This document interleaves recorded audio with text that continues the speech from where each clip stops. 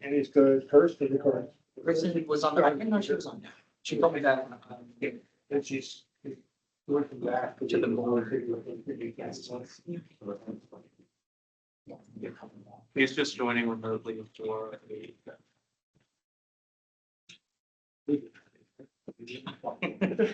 But yeah. Well, Danny's for a couple of days or something. She had on Friday. And she got up and spoke about work, so. Whatever the project was, available in multiple languages. She worked a lot with immigrants. And she was on the WCTA and hey, you would be good at this. So, yeah.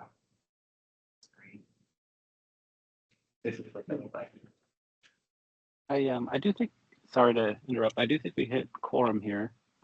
I've done it. We're gonna get it. Alrighty, everyone online, can y'all see the meeting agenda and all of the additional tools for any of those pieces? Yes. Yeah, we got it. Oh, we may not have audio.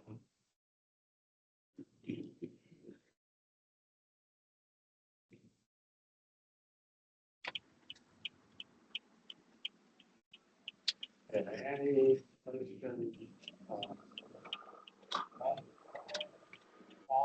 Alrighty, someone online, try speaking again for me. Well, then. Yeah, we see everything. Alright. Perfect, turn that up a little bit. Alright, one more time for us. We can see the screen, Okay, the perfect. slides. I'll just turn the TV. Alrighty.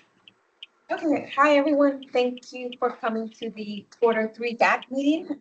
We are going to start with the roll call, so. Nathaniel Cartagena, Present. Jim Durham. Here. Eric Adams. Marcus Bernier. Here. Matthew McManus.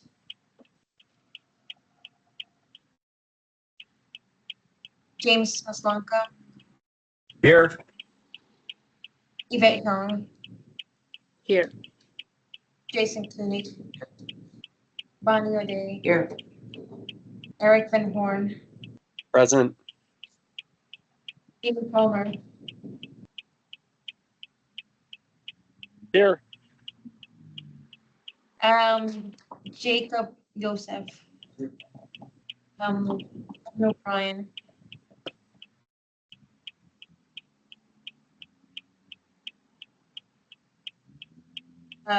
Peyton Brown here. Brendan Kedia Here. and Doug Stevenson.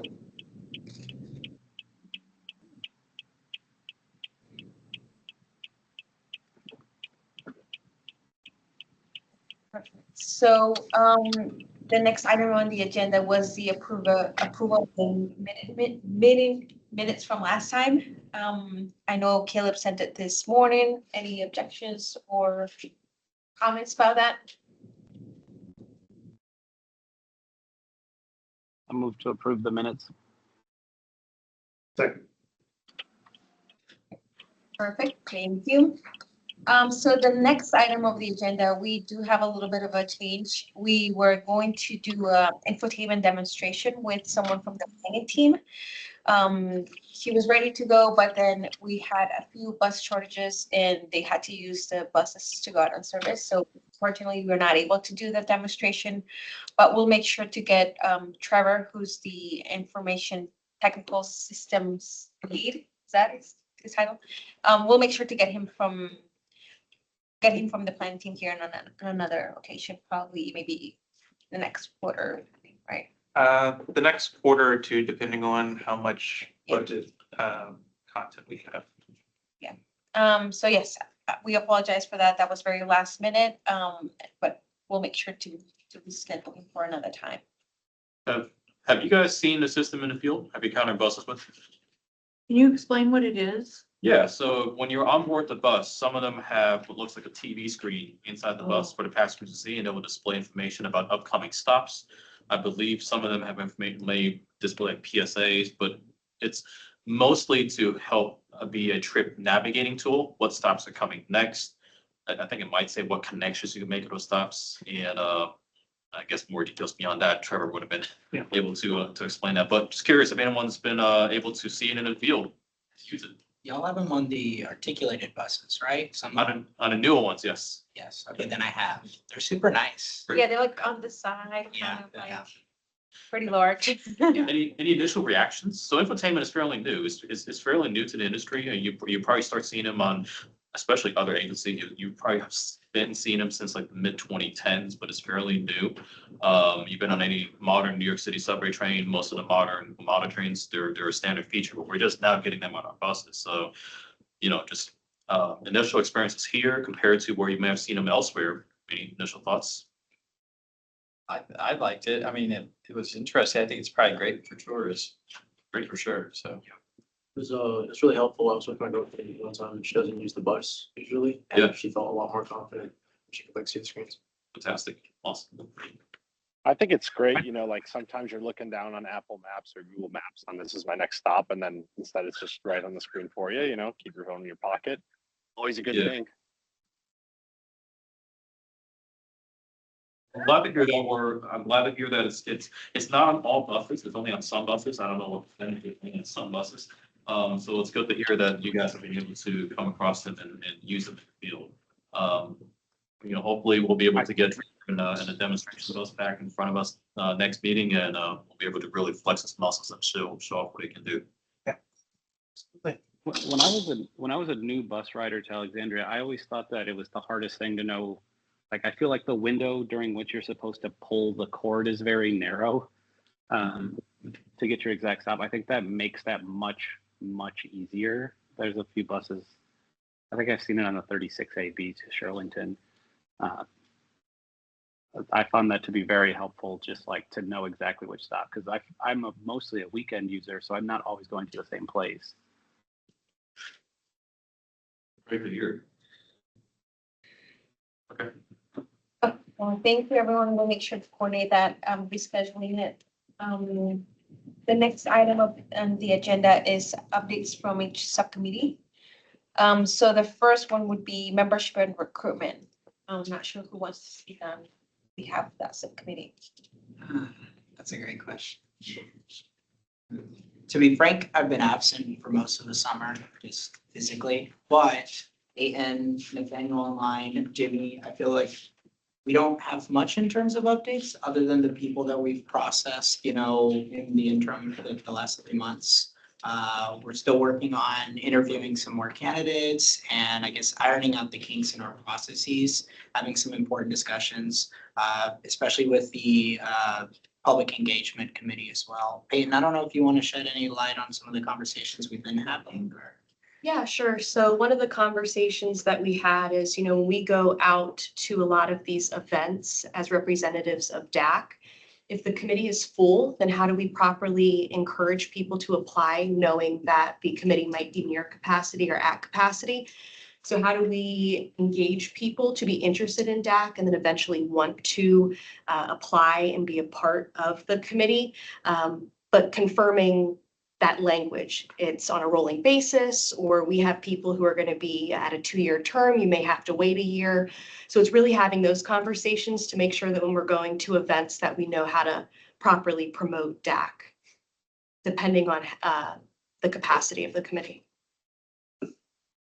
Well said. Nathaniel, I'll just kickball it to you really quick in case you have anything that you want to add.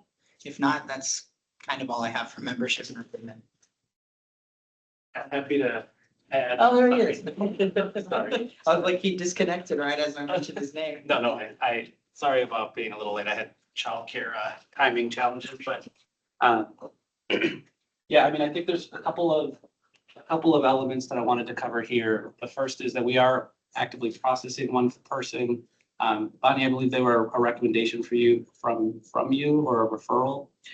Right, it was somebody from the disabilities committee that called, and I had reached out to them and tried to discern if they, had anybody that was interested, and I did come up with an individual. We had a conversation, and then I referred him to the committee, and I think eventually it got to you. Yeah, so we just had a follow-up with them. If there's any way for you to help us facilitate, we had just a couple follow-up questions post interview.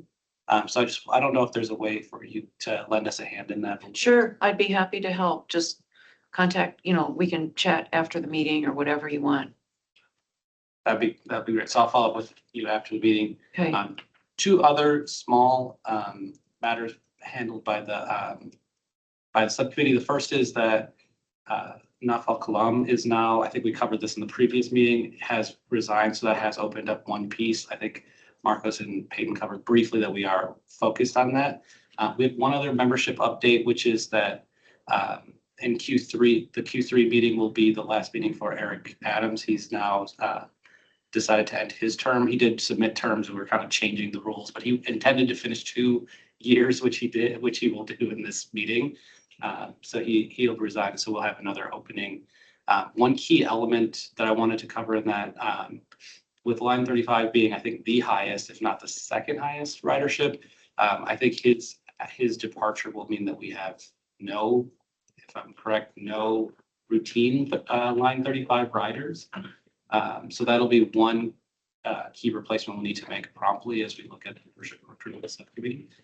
I think that's it as far as I know. We have one follow-up to one candidate, which I started with. Yeah, I think that's it.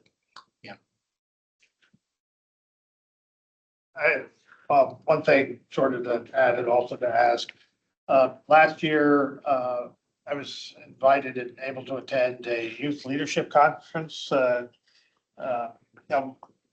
I met Calvin, and we recruited him there as, it's basically high school students. And it was, there were 40 of us that gave 1-minute speeches or 30-second speeches about why we were there and why they should talk to us afterwards. Yeah. And I haven't done speed dating, but it felt a little like it. Anyway, that's on the 13th. I'm checking my schedule. I should be able to attend. Caleb attended basically for Dash, trying to get interns from the high school, but it was a recruiting opportunity last year. I'm gonna try and go again, but I'll reach out to membership committee and get you signed up for that. If for some reason I'm not able to go, but I will try and be happy. I think we're very fortunate that Calvin's junior last year. And because boy, if you get a senior, then maybe they got 3 meetings, so it's hard to have continuity. But we'll see what we can do this year. Like this to that up. Yeah. To expand on what you were just saying, Jim, we are participating in an expanded capacity for that event this year. So the conference itself is, I think, 2 or 3 days. So the day before on the 12th, we will be doing a presentation. So a member of the DAC is more than welcome to join. We're going to be doing a brief overview of our service, just to get the active students engaged and provide them a little bit of information. But I'm assuming most of these folks are going to know how to use Dash. So we're going to convert the rest of the 45-minute session to be a bit of a listening session to see what kind of recommendations they've had, what their experiences have been like. So right now it is me, Eric Boyd, who is our facilities lead on our planning team. So if we had DAC representation as part of that presentation, that would also be fantastic. So it'll be from 10:30 to 11:15 on the August 12th. 10:30 to 11:15. I'll probably make that. I've also started adding calendar holds onto the shared calendar, so y'all should have received an invite on the Google site as well. So you should start seeing some of those events pop up there as well. So, sorry, What? there's the 12th or the 13th, because there's 2, right? Yeah, so the 12th is the presentation that's going to be the 45 minutes. And then on the 13th is the networking session that you were talking about. Which I think is at 4 p.m. Yeah, it's from 4 to about 5:30 p.m. Yeah. And again, other DAC members are welcome to come with me. That's 4 to 5 p.m. on the 13th. And just email me if you're interested, and I'll send you the invitation because there is an advanced registration. Is it at the high school? This is gonna be at the Del Pepper Is that Center. Del Pepper Oh, Center? okay. Yeah, Del Pepper Center. I was getting confused with the Mark Center address that they have. That's. Talk over to, That's it from us. anything else for membership? Yeah, that's a great update, Deb. Thank you.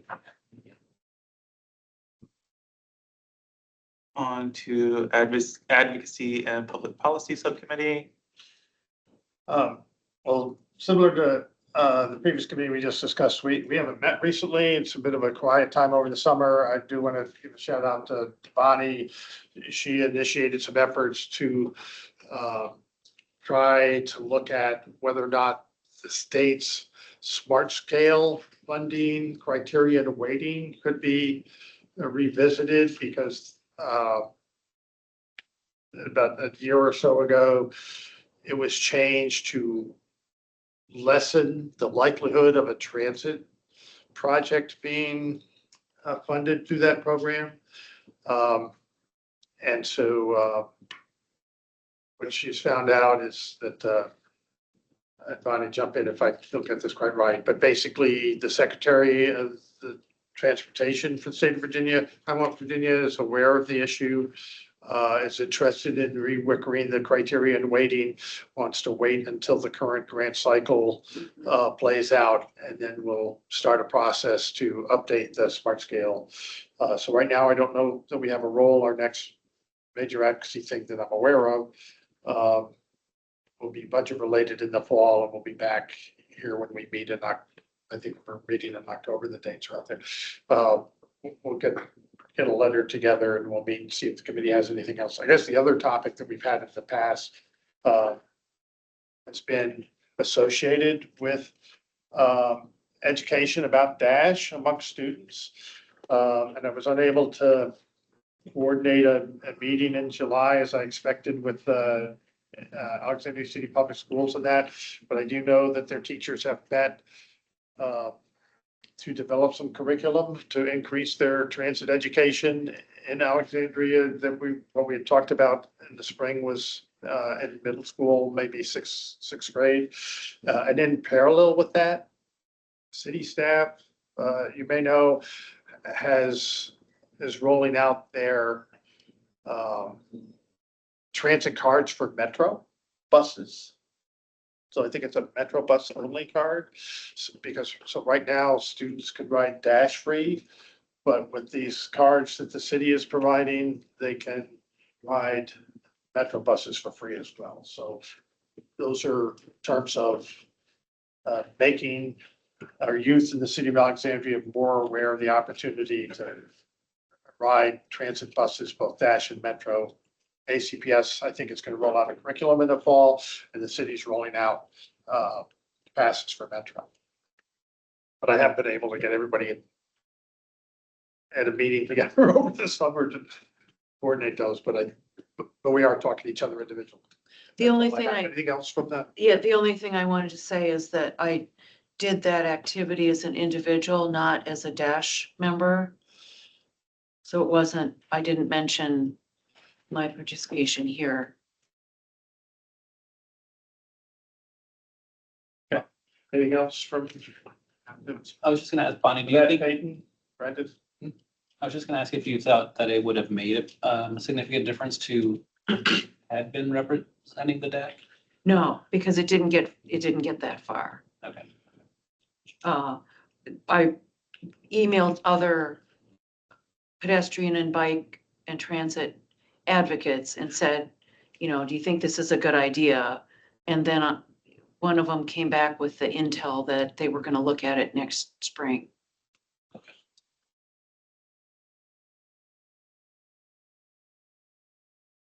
Events.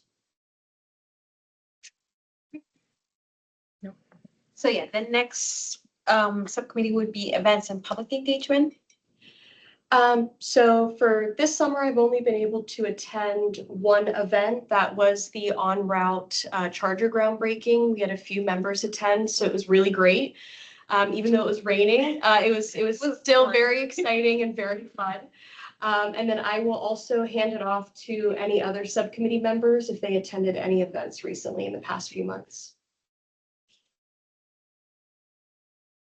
Oh, thank you, Peyton. I think we have a very busy calendar, right, over the summer. Um, I didn't table, but I saw Caleb at the Pride Month event at the Carlisle Center. And then I saw Camilla and Caleb at the Alexandria's birthday, 275 years old celebration as well. So yeah, overall a very busy summer. I'm glad that the subcommittee can to be a part of that. We're proud to be wearing our dash swags and be a DAC representative in these community facing events. I don't know, Jim, do you have anything to add?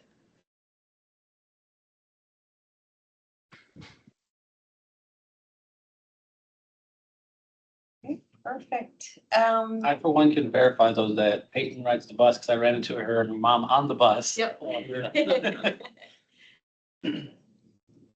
Okay, then next would be the Rider Experience Subcommittee.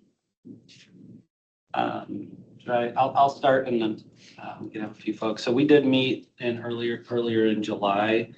A couple of different pieces of feedback came in through this. So one interesting thing that we talked about quite a bit is special events. We think that there's more that the Dash could consider. So in terms of surge capacity for special events, that was one thing that we weren't clear on, but I went to the city birthday celebration, and that was kind of a madhouse, and there was really no good way to take public transit other than walk all the way out to the metro. And so I think there could be some special thinking about that, but I think another element that came out of that is that may be more feasible to be serviced by bus if buses are used for remote parking, meaning that part of the problem is as you get like sort of like it's already a pretty dense parking place, and then there's extra parking that comes in, and people are sort of not always even in places they should be. So providing remote parking as a solution could help where there's dedicated buses and designated parking where they have frequent service to support that. Couple other things related to feedback, and maybe this is something to take into just our Friday professional staff meeting, but there was some suggestions related to both anonymous feedback as well as feedback provided through customer service. If that's aggregated, those topics came up, and we were curious about the availability and feasibility of it, like it perhaps the DAC to understand what that looks like. If not, if it's capable of being de-identified for us to use. The last topic that we had was, when we also talked about, Jason, maybe you want to give some more details, some additional ghost bus issues related to this. I actually had this happen on one of my lines too. In the last 2 weeks where there was just like a bus listed that never came. So anyway, I don't know if you want to talk a little bit about your experience. Yeah, I can add a little bit of color to that. So since the last time we met, I think I've probably been ghosted on the 104 coming from Braddock, departing Braddock going to the Pentagon. And it's in the afternoon. It always seems to be the same one now, though. It's the 4 o'clock for some reason. It's right at the 4 o'clock range. Just doesn't show, and it's not that it's late, it just doesn't show. And now you went from 20 people to 30 people, and it's a line that, for those of you that ride it, it's every 30 minutes. So people accumulate real quickly. And so frustrations grow real quickly too, especially if it's hot out and the middle school is there, which is typically about the same time. So it's been increasing a little bit. Fellow riders now text me because we're that close, which is nice. It's nice to have that. It's interesting, but they'll text me if it's ghosted. So I would say since last time we met, counting theirs, counting mine, easily 10 ghosts on there, which is unfortunate. The Dash supervision on one occasion did come through and say, hey, the bus is not going to show, which is great. People appreciate that. So, but it was 1 out of 10. So, but yeah, just want to pass that on. Yeah, we took the bus to the fireworks, and that one disappeared and then like suddenly reappeared at a new time. So we had a very similar issue kind of recently. One other topic that came up, and Jim, I don't know if this thread is too old to pull on, but we did talk about it in the rider experience subcommittee Vice Mayor Bagley's opportunity to talk about connectivity between the dash service and the, what's the commuter rail called? I can't think of it. VRE. Yeah, VRE, sorry. I know that was a topic that she had raised maybe 90 days ago at this point, but that there was a potential opportunity to talk about that connectivity. I think the subcommittee basically voiced that we don't have that much subcommittee experience, but that we should raise it here to the broader committee as a point of conversation. Eric Van Horn, anything you'd add for the subcommittee meeting?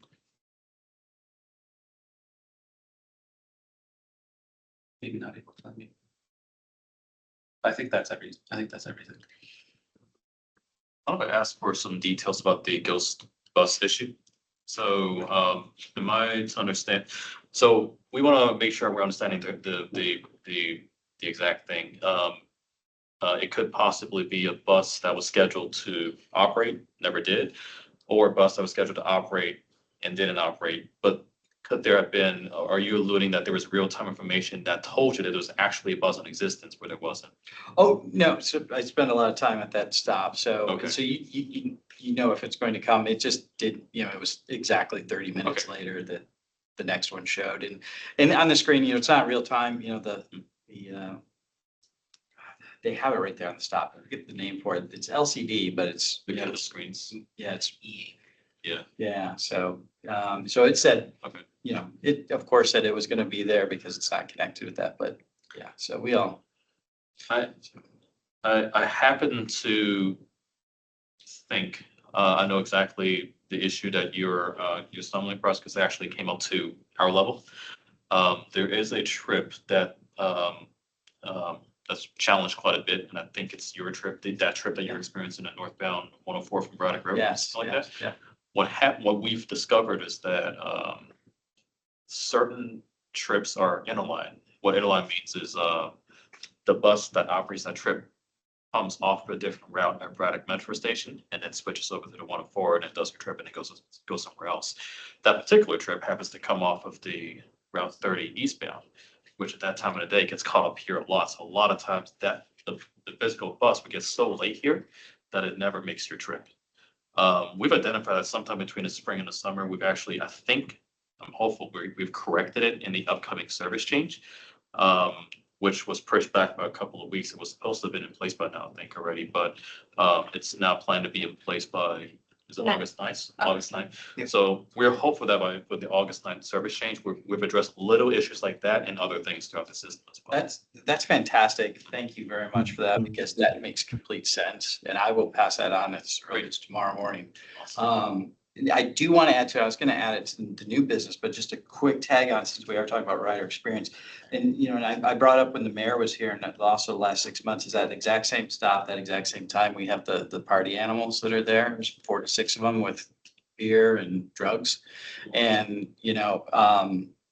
the police have been there. I called the police 3 times since the last time we met. My fellow riders have called the police at least 3 to 6 times. It's been really bad. They've really trashed that stop there at Braddock. It's terrible, but they're intimidating the middle schoolers. And I brought this up with the mayor. So there's a grave frustration going on with Dash riders, even though we know it's a metro stop. Mhm. Grave thing going on with, we have partiers that are there literally every week, sometimes several days in a row. And then you throw a ghost bus on top of that. People are fed up. To where somebody said they wanted to organize picket signs to ask the mayor to do something about that stop because people are so upset.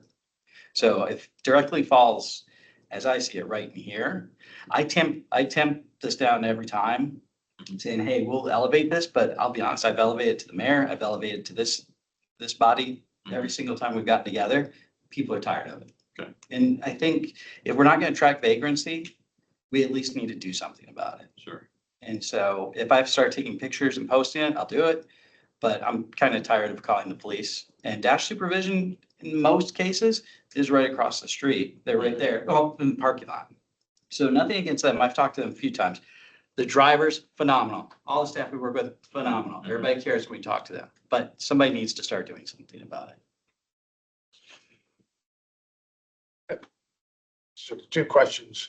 One is on this last issue, uh, is there a role for WMATA police since the location is also WMATA? Yeah, yeah. So it's dicey because you have WMATA police, they sit there, they don't do anything. You have Dash police, they come in, or Dash, they don't.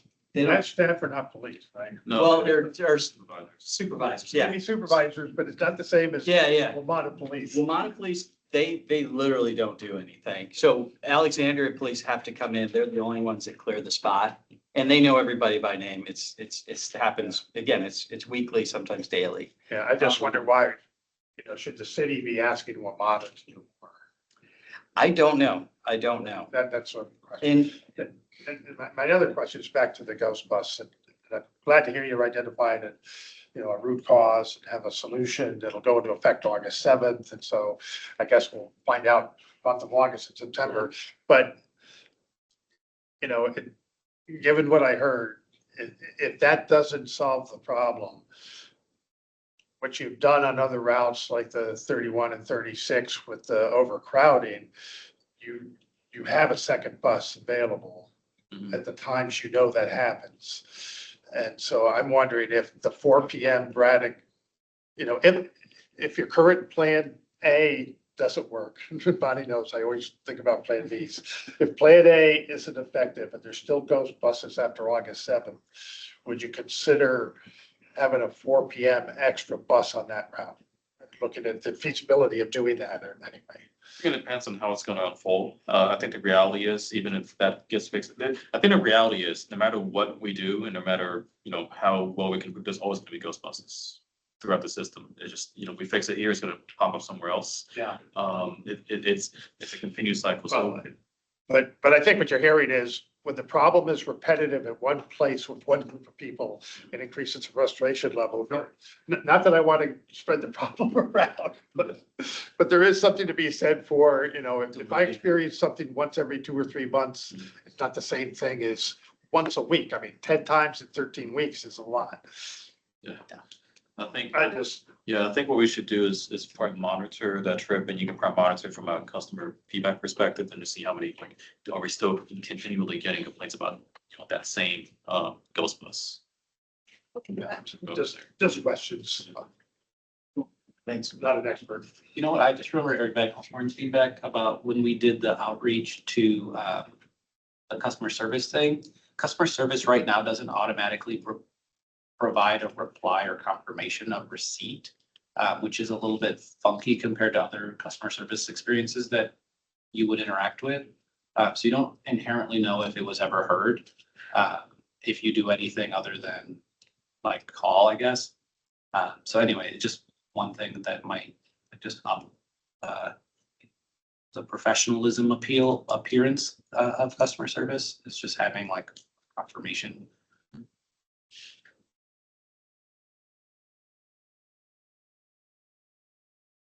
I think that's it for this subject, I think. That's through the form, right? Through the online form. We did all three, and I don't know if you get one in any of them. I don't know if you get one in any of them. We did mail, phone call, and form online. I did the paper mail. I definitely didn't get anything. I definitely didn't get a confirmation or anything, but that's a little funny because, I think I did put my email and phone number in, but I could be responded to. Yeah, we'll take a look at that. Yeah, but we did make some of those notes and apply it to the updated form. So now it reads something to the effect of requests are handled on a case-by-case basis. You may receive a reply. Some responses may not merit a reply or something to that effect. Just to be a little bit more clear based on what the subcommittee has provided feedback on. Thank you, everyone. So the next item is some updates from the marketing department. I do want to give the floor to Raymond. I know there's some questions and information about the NOVA consolidation study. Some articles have been published. So he wants to kind of talk about that and see if anyone has any questions. Yeah, thank you. So some of you guys may be aware of this, some of you guys may not be aware. So the state, sorry, the Virginia budget passed with a particular language in there that was inserted, I believe, by Senator Serval, that required for the RPT to conduct a study of what it would look like to consolidate the Northern Virginia transit systems. That would be Fairfax Connector on the transit dash, and I think City of Fairfax Q. So we, of course, are committed to participating to that study and be able, we want to be able to be fully transparent and help that study come to the truest conclusion that it can get to. So yeah, that all, it's mandated by state budget legislation.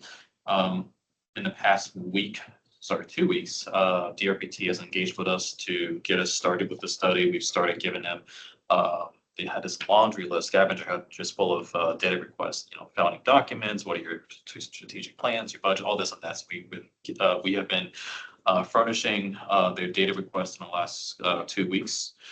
Tomorrow, we have our first meeting with DRPT staff to talk about this. And if they were generous enough to send us some materials and agendas ahead of time. And one of the items on the agenda is they're going to ask us, what does your rider advisory group think about this? Like, oh, perfect timing. So I want to take this opportunity to bring it before you and get your reactions, get your thoughts, get any comments and feedback, and that way we can document it and share it with the project team tomorrow. So any questions so far? Can you repeat the services that they want to consolidate? Sorry, what's that? The service organizations they want to consolidate, which are they? Yeah, that would be Dash, Fairfax Connector, Arlington Transit, and City of Fairfax Q. Who would even like manage all that? I think that's just to be determined. It's just, right now, they're just looking at the idea of, does it make sense? What would it look like if it became one instead of four? So it's like WMATA extended. That's an option. Could be WMATA, it could be a Northern Virginia Regional Transit thing. But that part is undefined. What I do want to point out, though, that they gave us a couple of notes ahead of time. The study is not going to look at an all or nothing type thing. It's going to look at a range of scenarios, partial scenarios, full scenarios, short term, long term. I shared it because it's not intended to be everything or nothing. It could be something right down the middle. And it's a very involved process. They're conducting a study with us, all of our stakeholders, local governments and whatnot. We're all involved as part of the process. And this is most important. The study is intended to inform decision-making, not to make a recommendation. So that is expected to be the outcome of the study. What do you see as the advantages and disadvantages of a combination service? I'm sure you've talked about this internally, right? I think very likely. I think we discussed this topic a lot in more so the DMV moves process initiative. It's a lot of conversations about how do we make how do we make the transit experience more seamless for passengers. So we look at a couple of different models, like what does it look like if it's all one experience, right? But then do we give up all of the advantages and flexibility of a locally controlled system? And since the question is out there, the whole reason why Dash and all the localities exists is because when WMATA was first consolidated, when WMATA first existed as a consolidation of all the privately owned companies when they went out of business towards the 60s and 70s, that model only had so much success. Each of the localities said, this is not going to work for us internally. And each and every single one of the localities came up, incorporated their own local transit system where they did not have competing needs across, competing needs with adjacent jurisdictions, competing needs with the rest of the region, and they had more direct control and flexibility over their own investments into the transit systems in their, of their locality. But what we ended up with was a blended system. we have a regional system, and we also have every single jurisdiction has a local system. So it's almost as if we have the best of both worlds right now, where it does make sense to share things regionally. We share them through WMATA, right? None of us individually will have a rail system. None of us, individually will have region-wide spanning BRTs. Those are things that WMATA, are able to do much easier than many different counties and cities can do individually. On the flip side, what are the benefits of smaller systems? And this is the reason why a lot of localities invest in systems, like Connector, like Dash, like Right On, is that there's a non-competing interest in their investment. They have much more direct control over their investments. Generally speaking, I think it's true in most cases. You get a lot more bang for your buck in the taxpayer investments in a local system. And generally speaking, you are able to result in a higher quality experience that the locality is able to more directly control. Trying to answer that factually without inserting any Sure, opinions, but sure. this has been the backstory of how we got to where we are. I didn't know that history, that it was tried in the past. Thank you. Yeah. Yeah. Oh, no. But I read the mayor's comments on it. She was very clear with, we've tried this in the past, didn't work out so well. And Yeah. I think her stance is pretty obvious. Just my 2 cents is, I've ridden on the other ones and they always seem to be late. They're always dirtier. And I'll tell you, I love my Dash that much more. Just do. Yeah. But I do feel that Dash should double down on what I feel is the 3 most important things: is be on time, be clean, be safe. Because the other 3 can't, or 4 can't deliver that. I know that for a fact. But I think we could do a better job. And if we do that, then I think people would think the same way I do, to be quite honest. Absolutely. One of the things that's not, it's public information, but it's not exactly easy to find. Dash, the return on investment for Dash, I'm gonna use Dash Metro, for example. Dash is more fiscally efficient or effective than Metro. Our hourly rate is lower than theirs. I don't know what it is, but it's usually theirs up here, where it's down here. What a lot of people don't see too often is that local systems like Dash are oftentimes used as a financial tool for the city. There's been many times in the past where when the city has had to reduce their funding or find ways to save money in investment of transit, one of the mechanisms that the city has is to take some service from Metro and give that same service to Dash for Dash to operate cheaper. It's happened a few times in the past from time to time, and I'm sure others do the same thing as well. But it is a financial tool that the jurisdictions sometimes use. Yeah. Just a quick question. How much interaction or collaboration is there between, I had Art Dash and Fairfax Connector. I missed one, but like how much collaboration is there in the planning process for like the annual service plan or things of that nature? I'm just kind of curious about that. Our service planning collaboration goes in like 2 different dimensions, right?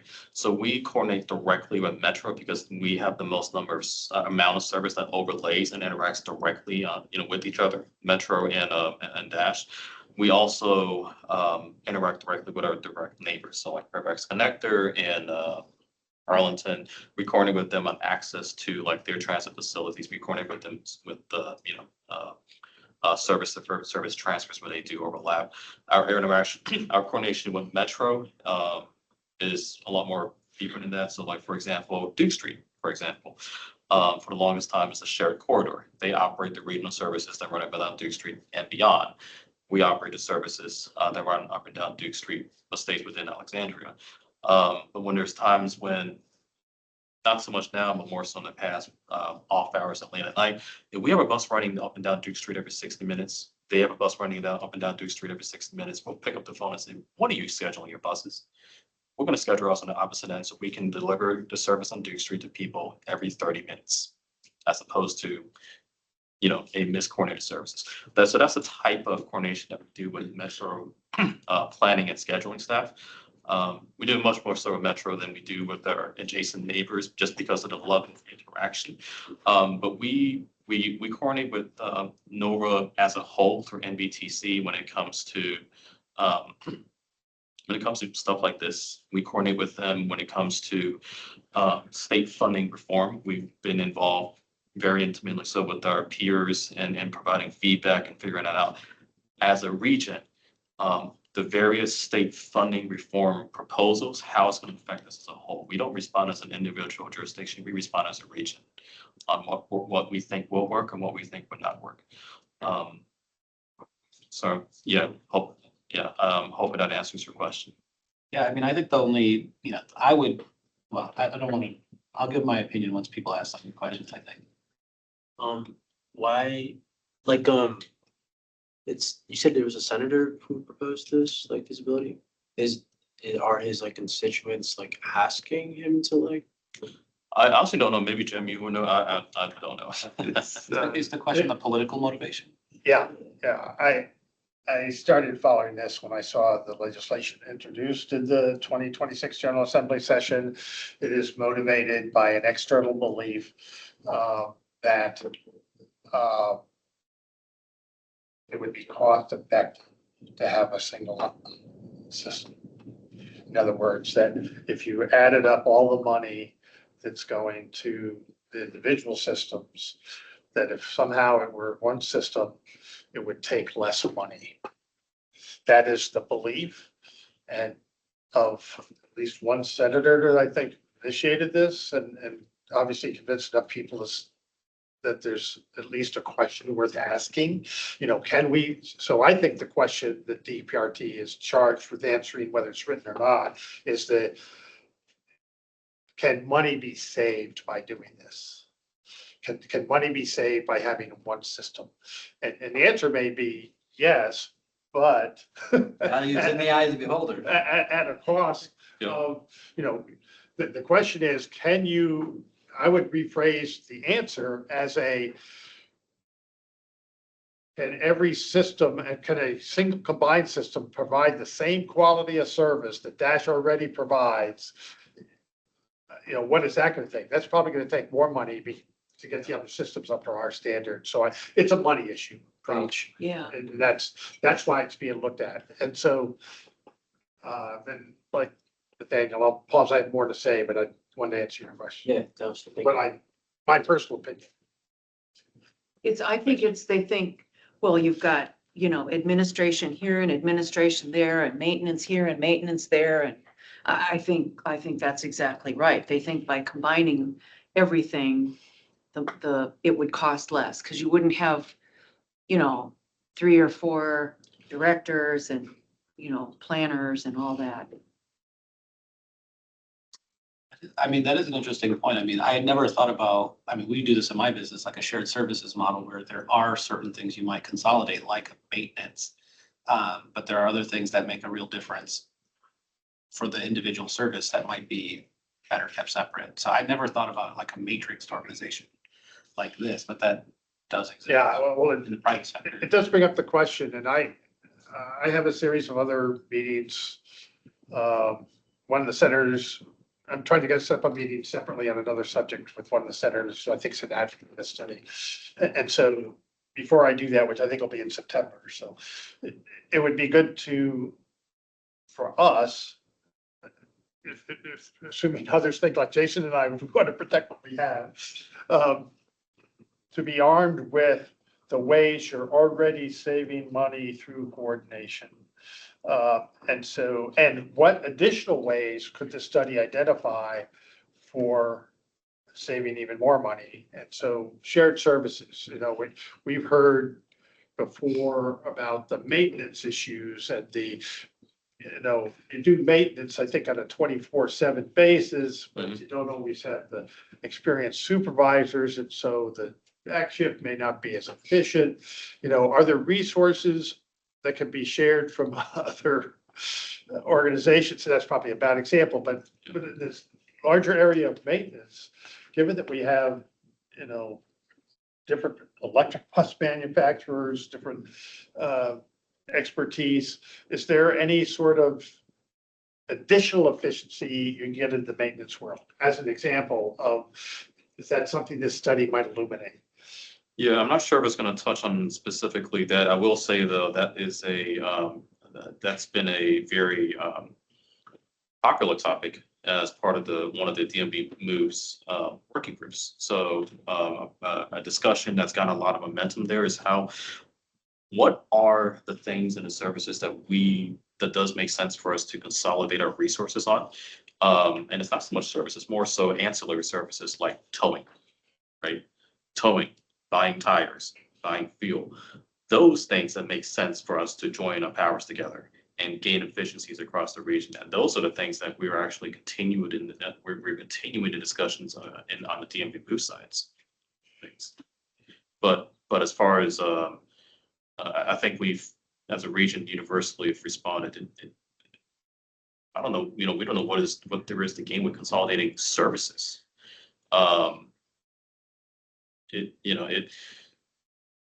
Actual services is it's a different animal, but the lower hanging fruit that we think that's likely more tangible are going to be ancillary services. Going maybe all the way up until like call center, even that's a sketch, even that's a controversial topic. But yeah, those discussions have been had at the DMV moves level, and those working groups are continuing into, how do we make those, how are we actually able to make some of those tangible ideas and capture some efficiencies between the jurisdictions and the regions. I mean, another area, aside from maintenance, that I know FTA has publicly spoken, and not necessarily recently, but in past years, is the procurement. And, could Arlington and Alexandria just pick those two jurisdictions? Standardize their bus procurement with everything except the paint or upholstery, and are there savings to be gained if they did that? Yeah, I think that is part of a much larger, broader, and that's a much larger, broad discussion between the whole country and the bus manufacturing industry. The bus manufacturer, I can talk about this for hours. I know this have to wait. The bus manufacturing industry in its continent is not a healthy one. It's thin, it is strained. We're down to 2 companies that make 4,000 units that has to supply the needs of the entire continent. We have players from overseas that are trying to enter the market, but they find it incredibly difficult. And so what we hear and what we acknowledge is that, to your point, customization has made it a very hostile environment for bus manufacturers to thrive and be successful in this country. We acknowledge that, and we're open to discussions with all of our peers across the country. How do we help this? How do we help the manufacturers make their world a little bit easier, but also get us to meet our needs as well. And just to illustrate how bad it is, so the New Flyer, who makes 1/2 of our buses, they produce 2,000 buses per year for maybe a couple of different dozens worth, a couple of dozen of customers, and they have to account for. They build one bus platform in 3 different lengths, and in their one bus platform, they have to account for 94 different types of windows. What? They build 94 different types of windows for only a small handful of dozens of customers. So of course, we're like, absolutely, that is nuts. We would love to be able to concede some of our customization to get back to a place of reason. And we're still open to those discussions, and we still work with our peers, and we work with APT, and we work with all the national groups to figure out how we can make progress on that. The challenge is every time we work with the manufacturers and we say, and they make the proposition, or we make the proposition, look, we give us 1/2 our specs and take a more standardized buses, not wildly different from the next door neighbor's bus. Will we get the buses either significantly faster or significantly cheaper? The answer has always been no and no. Then what's the point? Right? It's one of those things where we, the industry and the client and the jurisdictions have to meet in the middle. We're all open to it. We're still, we're all on the same page trying to figure this out, but it's a very difficult one to figure out how to get momentum on. Funny enough, Arlington and Dash actually ended up adopting the same interior. We took one of our buses up to them for a show and tell. People came out of the county office and loved what we got, so they ended up adopting our exact interior, same floor, same seat, same vinyl.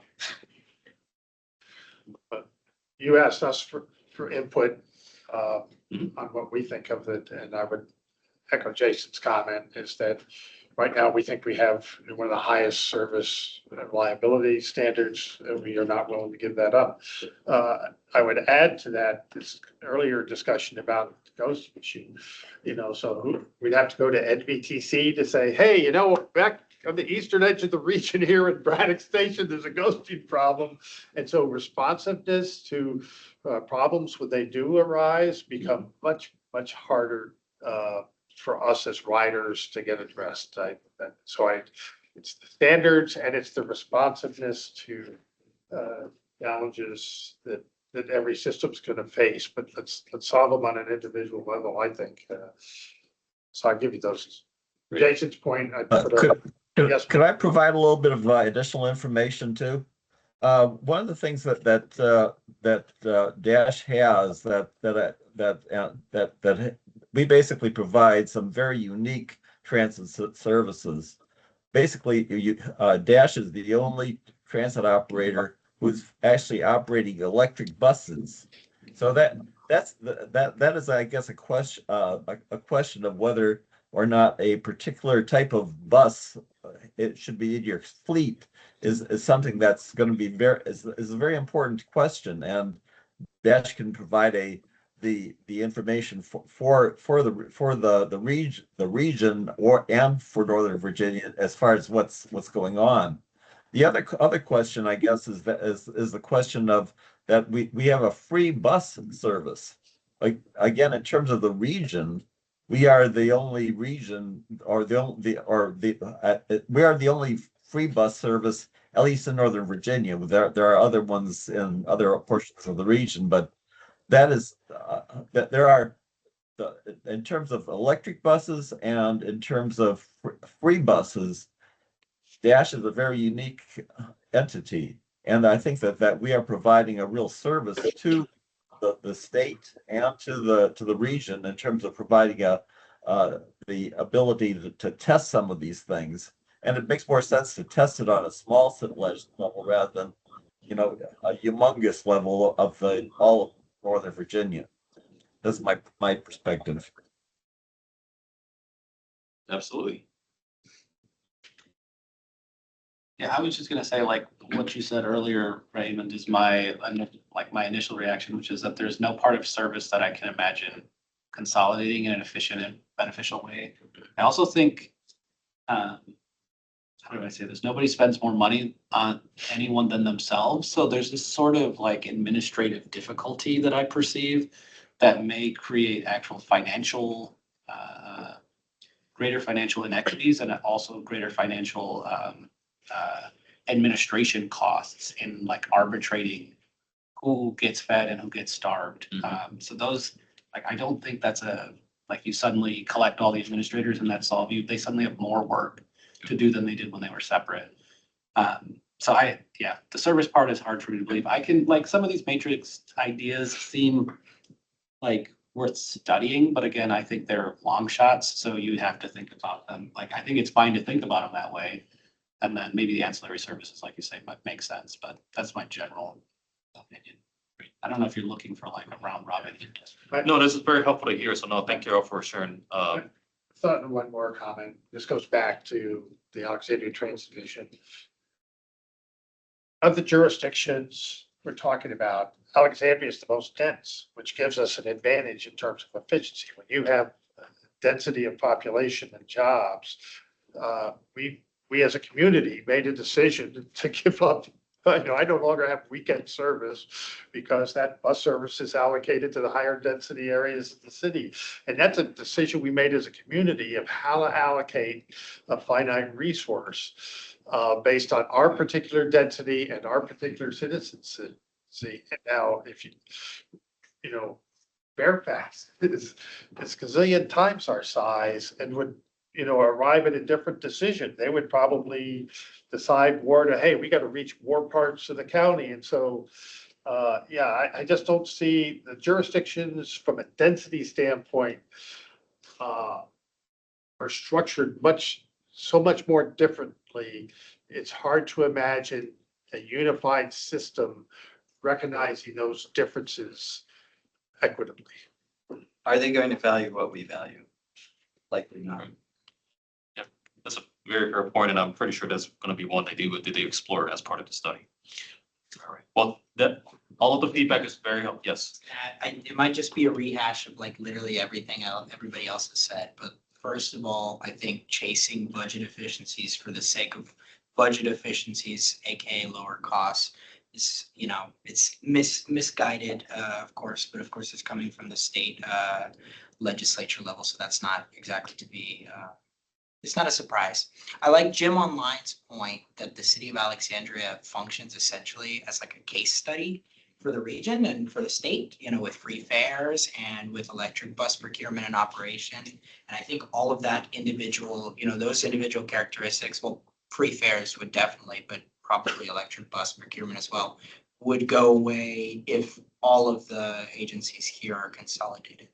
Do I think if the transit agencies in Northern Virginia were consolidated, would there be a level of service consistency that there is not now across the Northern Virginia region?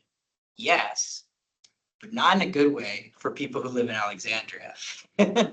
So like to Jason's point about how our buses are just better than the other buses. Well, then, in a consolidation effort, eventually, of course, because the Rolling Star, the fleet would still be the same buses. But eventually, we'd all be lowered to whatever standard would be, imposed across the region.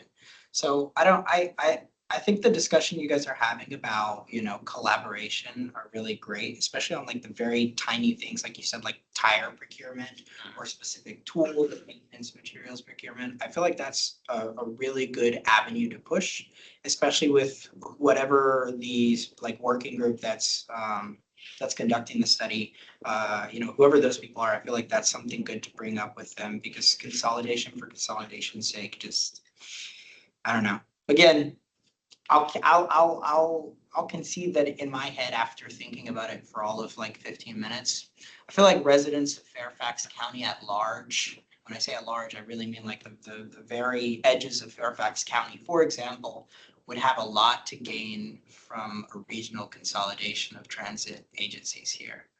But like people here wouldn't. It would just make Dash like worse. Just to put it a little bluntly. So that's all. Well, thank you all for your feedback. We're gonna definitely capture that and relay that in our meeting with them tomorrow. But before we move up the topic, if I can ask everyone to click on this QR code. It's gonna ask two very quick questions. One of them is, do you support or neutral or opposed to the idea, or don't know enough to have an opinion? And then the other one is, I think it's more of a word cloud prompt. So whatever thoughts you have about the idea, we'll see what it looks like. And Want to give it, say, 3 minutes? I only have one question. Yeah, I don't have the other one. Yeah. how do you switch to?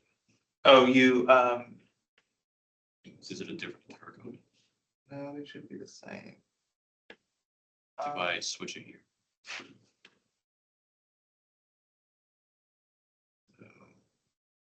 Yeah, so whenever just let us know whenever you're done submitting responses, and then we'll stop that question, and then we'll start the other question, and then you'll be able to do that.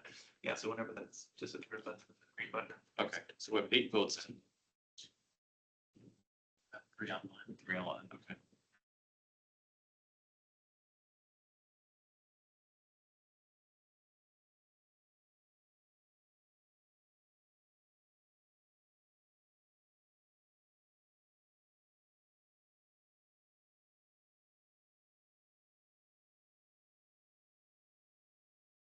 So, can you help me with this? I think I just answered this question.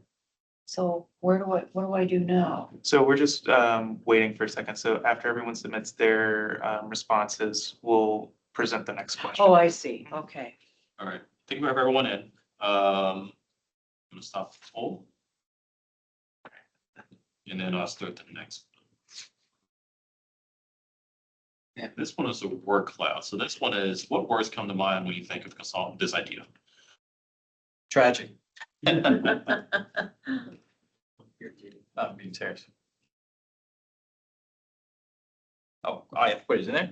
Yeah, time. Then they're gonna have my, That's the next question. fine, I'll put it in there. They really just want just words or, Confusing. Yeah, uh, I'll summarize thoughts. Jacob, just for context, this is just what they're collecting our feedback with to bring into the working group. This isn't the survey study people putting this together, right? The slide was just y'all. Yeah, It's this is. Somebody had it. That's what I thought too when I opened it before you guys started explaining it. I was like, this isn't really much of a study. It's just-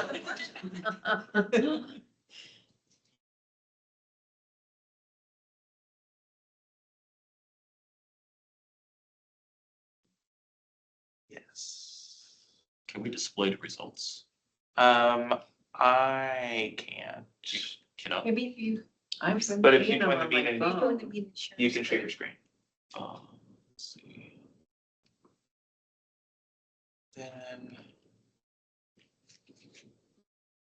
I will. See. Also, Jimmy Palmer asked if you would be able to open the questions up again. I'm gonna share the link in the chat. Should we open up the first question again? Yes, I think just for a second. And I'll drop the link into the chat. So it is now. Do I stop the second one and then start the first one? So just after everyone's done submitting the second one.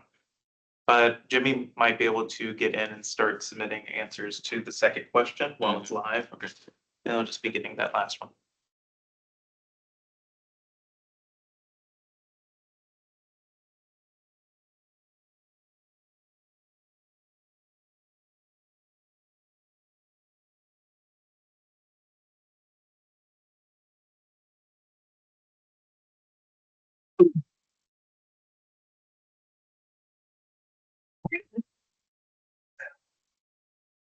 Jimmy, have you had an opportunity to submit a couple of word bubbles?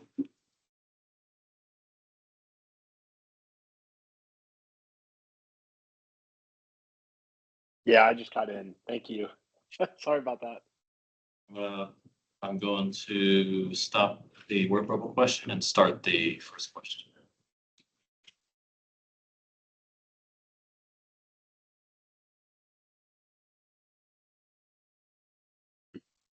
Save this. Just go back to this link. So, yeah, from the admin side, you'll be able to access the results anytime. So just so long as they're not live, it won't collect anymore.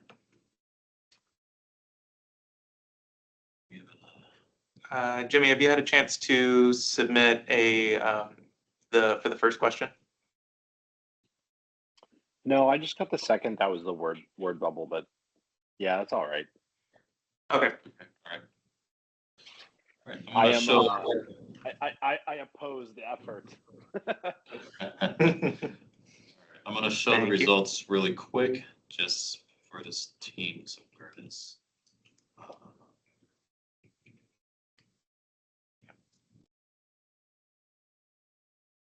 First question. Oh.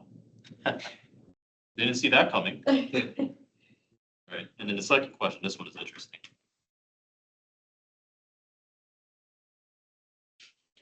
The way. All right. In addition and misguided are your top two. Glad bad made it. I typed bad as as an afterthought. I was like, it's a good word. Well, I want to thank everyone for your participation and providing your feedback. This is another meaningful part of the role of being a DAC member. So we want to make sure your feedback is reflected as part of the study. So we'll definitely share this tomorrow. Thank you. Thank you all. Thank you. Thank you. So we'll make sure to keep giving any updates once Rainbow State continues to be part of that group. And if anyone has any more questions, feel free to reach out to us. The next item on the agenda, I wanted to talk about the marketing department's fiscal year 2027 priorities. So this year we are going to work with the team very hard on kind of looking at the rider experience itself and how we can improve our communications, like really understand how people receive information currently, how do they get, how do they plan their trips, what kind of information they're looking to get from Dash, and seeing if there's a way for us to either update our content, maybe take a look at our comms channels, our marketing materials, just to see how we can improve that rider experience. So we are going to work on gathering some feedback of understanding how people receive our information, what type of information they need, and what is their preferred communications method. I think we need to really understand, like, based on the materials that we have, are people using their mobile or their or their computers, or do they prefer printed materials? I think this is really gonna guide us on how we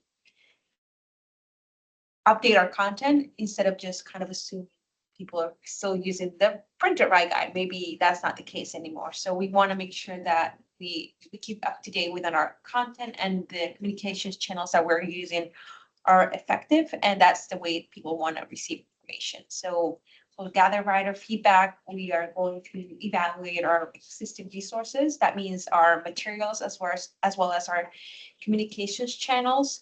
And then based on that feedback, we will make sure to update some of the content and see how we can integrate that into making sure that our comms channels are aligned with what the rider needs.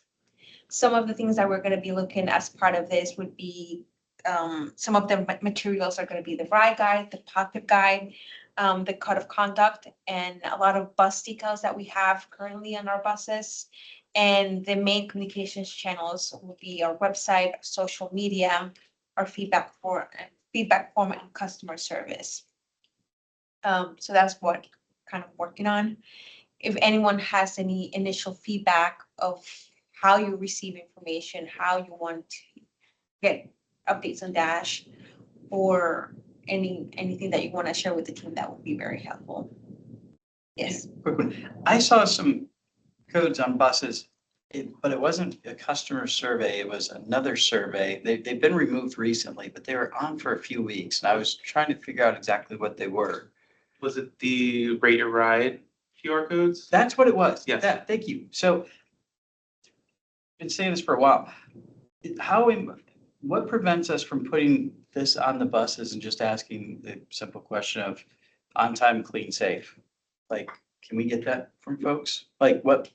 Yeah, so we launched, I would say, like late last year, right? The Rate Your Ride. So we wanted to get an initial kind of sense of.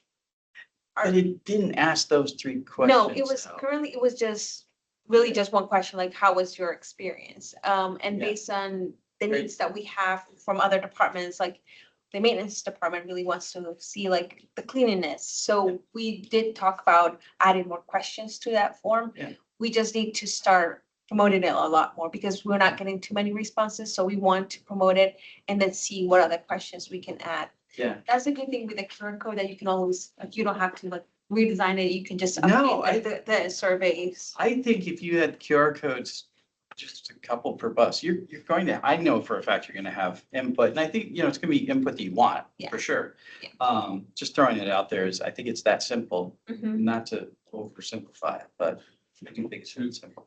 No, I agree. I think having a rolling feedback form on all of the buses would be nice, and a QR code is a really easy way to do that. One thing I'd point out, I mean, I imagine you guys are aware of this, but the transit app, which is just mine of choice, it collects information from riders unprompted for Dash as well. I don't know if they sell that data to y'all or if they just give it to you for free. I imagine they have a business to run, but it's just, I don't know. They always ask, is the bus stop clean? Is there a chair? Is there a trash can? And then when you're on the bus, is it full?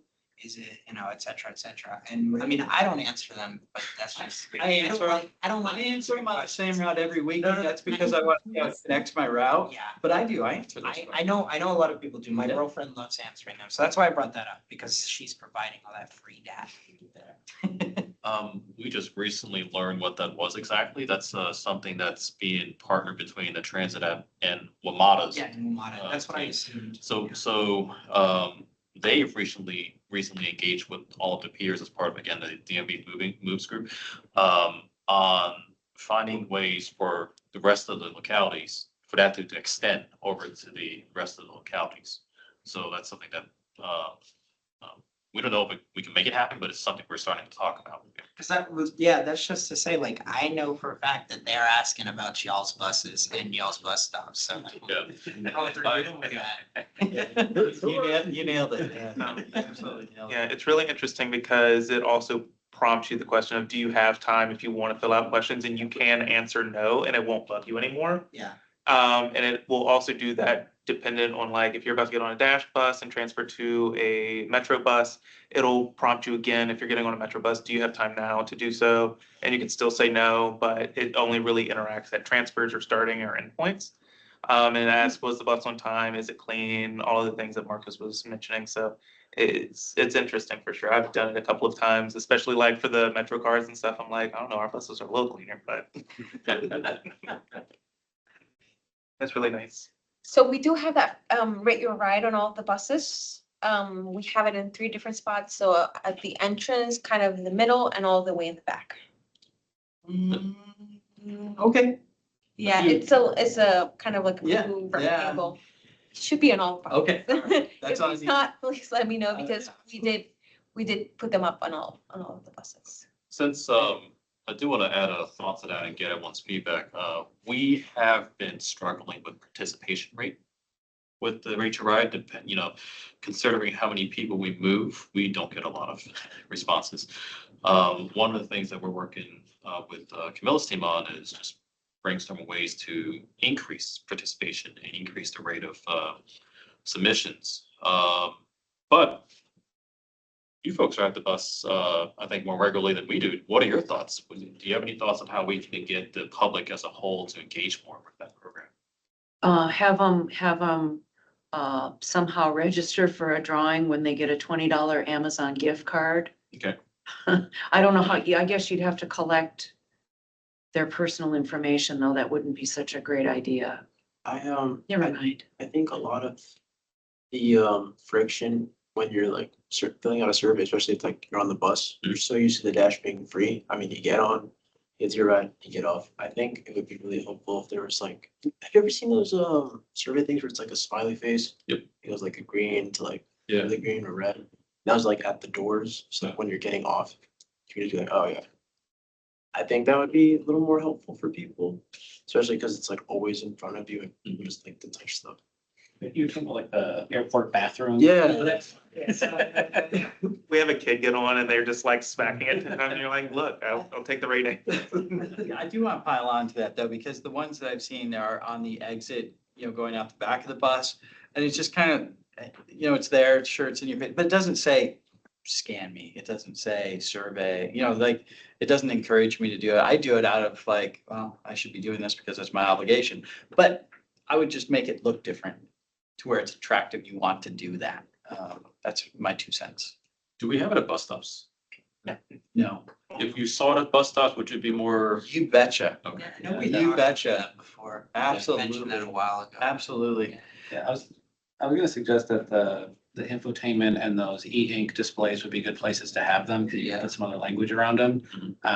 But I thought that was the suggestion I was gonna make is, That's awesome. yeah, I mean, I think those also tend, I think, to be your highest ridership, which may or may not be perfect, but those are good places to be able to put it and advertise.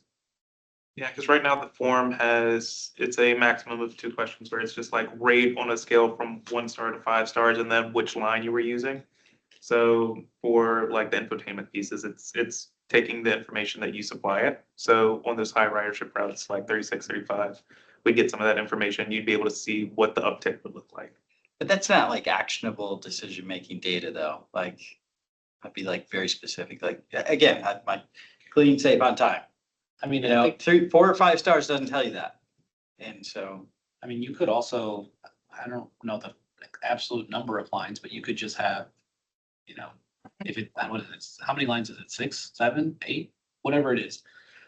Just have that many QR codes, and then the QR code will pre-indicate so you can get another question back if it's truly a limit. So the problem with that is most to all of our buses aren't bound to the specific route. which turns that into the problem. So we would rely on user data to identify which route, because the only one that would work on is the 36 and potentially the articulated buses, but those aren't, depending on like how they were funded, grant or otherwise, would depend. So, I mean, it still works on infotainment if you have that scheduled. I just want to make sure I understand. So you're getting off the bus and you see this QR code. You're supposed to stop and scan it and then get off the bus and answer these questions? I just don't understand how it works. Currently it's on the buses. Uh-huh. So we have it different locations. That way if you're sitting and you have some sort of feedback, you can scan it and while you're on your trip, you can fill that. In the middle of your trip. Yeah. While you're on the bus. Oh, I Yes. see. That seems like it makes more sense than when you're getting off. Just thinking about, getting off, you don't want to hold the bus up by Yeah. doing the scan. You have a choice, either meet your neighbor or do the fill out survey. Or you're juggling your packages, at least I am, groceries or whatever. Yeah, so if something happened maybe at a bus stop, when you get on the bus, there's one right there. So maybe while you're getting on the bus, you can scan it and then just fill it out. If something happened while you're sitting, you can answer that. And then once on the back towards the end, maybe something also happens towards the end, and as you get out, you have time to scan it. Okay. So that was kind of the idea when we were looking for the placement of the decals. Thank you. One more thing on the survey itself, to Jason's point, and well, I don't think you have, how do I say this? I see the value in collecting like a standardized customer satisfaction score. So I understand the 1 to 10 and then asking what line it is, of course. I don't think that you have to expand on that to get to what Jason's asking about necessarily. I think what you could do is preserve that part of the survey, indicate to the user that it is now submitted and say, hey, do you have anything else to say? Click this button, and then there's more questions. And then we have all the other questions. I don't know. Cause I know that you guys already said the participation rate isn't as it is, or isn't as high as you guys want it to be. But of course, I think if you make a survey where there are a lot of questions, well, then it'll just be lower. So better to keep it behind I guess a barrier of desire, so to speak. yeah, one way that we've tried to get at that without adding too many questions to the survey specifically is as the thank you message, it will send you, if you have additional feedback or would like to expand more, go to the customer service portal and it sends directly to that.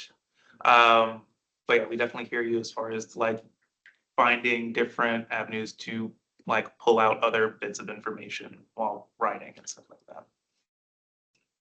I'll always say 3 questions. Clean, on time, safe. Broken record. That should be a model. I also like what you said is just like you either take the survey or talk to your neighbor. I think that's a great marketing. You should, No matter what, you're gonna win, so. I think we're gonna adopt it and put on one of these like frames. Talk to your neighbor, fill out the survey. So yeah, as the year continues, we'll do more of that. Kind of checking, really being very intentional with the updates that we do to our comms materials and channels. I do want to say, I know in the past we talked about the RIE guide, and that's something that keeps coming up. Initial ideas about the RIE guide, like the physical printed copies. Is that something you all see value on it? Do you think people really use it? Do you use it? Or seems like we can spend resources somewhere else?